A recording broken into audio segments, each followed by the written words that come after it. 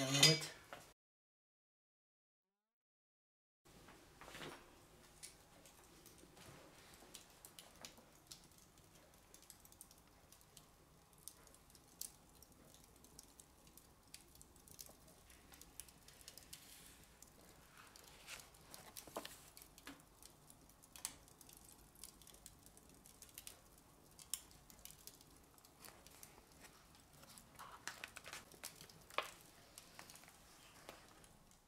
C'est l'histoire d'un petit garçon dont les parents passent leur temps à dire qu'il faudrait qu'il apprenne à grandir.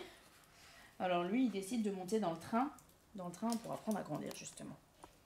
Et donc dans ce train, lui, il s'imagine plein de choses et puis finalement, il s'ennuie un petit peu. Alors le contrôleur l'emmène à son poste et lui dit, bah tu vois, toi ton rôle c'est d'agiter le levier et puis de faire gauche, droite, en continu. Alors Mario, il s'ennuie un petit peu, il essaye de discuter avec les gens qui sont dans le même rouage que lui, et puis finalement, bah, il n'y a pas grand monde qui lui répond.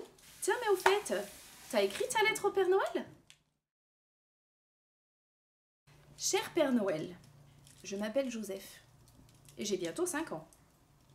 J'aime beaucoup rire, sauter dans les flaques d'eau, faire des batailles de bisous dans le cou, aller me promener au parc, deviner les formes des nuages, ramasser de jolies feuilles ou des bâtons de super pouvoir, jouer avec mes copains.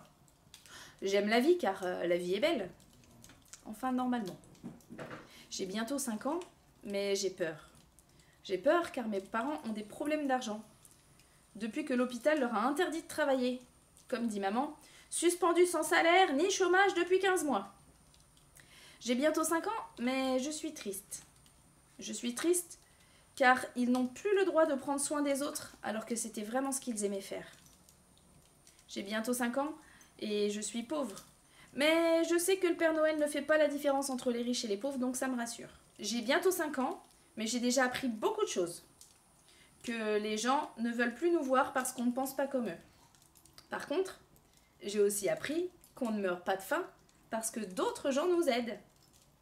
J'ai bientôt 5 ans et j'ai encore de l'espoir. L'espoir que mes parents puissent retrouver le sourire, qu'ils puissent trouver un nouveau métier qui prendra soin d'eux au lieu de leur faire du mal. J'ai bientôt 5 ans et je ne veux pas de cadeaux en plastique, pas de jouets que j'aurai oubliés l'an prochain. Je veux juste grandir tranquille, grandir avec des sourires, des câlins et des bisous, sans masque ni protocole. Tu crois que c'est possible? En tout cas, prends bien soin de toi, car j'entends beaucoup de gens avec des maladies bizarres depuis quelque temps. Et toi, tu es précieux. Joseph.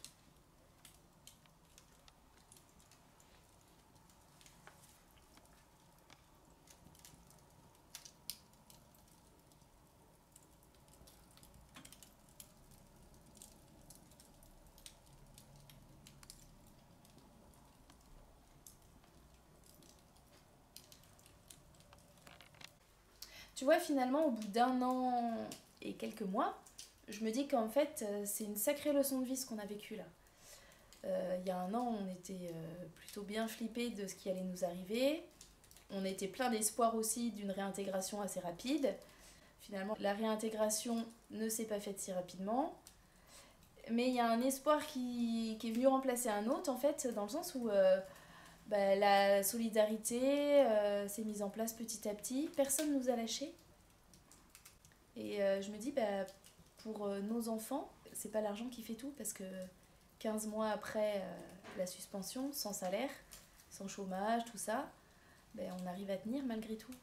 T'imagines, toi, vivre un an en tête à tête avec ton enfant, ne louper quasiment aucun moment, profiter de la vie au quotidien et s'en sortir quand même. Enfin, qui a la chance de vivre ce genre de choses finalement? Donc je me dis, les collègues qui sont en train de bosser comme des malades, là, certes elles ont des sous, mais finalement je suis pas sûre qu'elles soient plus heureuses que nous, quoi. Donc c'est peut-être une belle leçon à offrir aux gens que arrêtez de courir après l'argent. Il y a bien plus important dans la vie.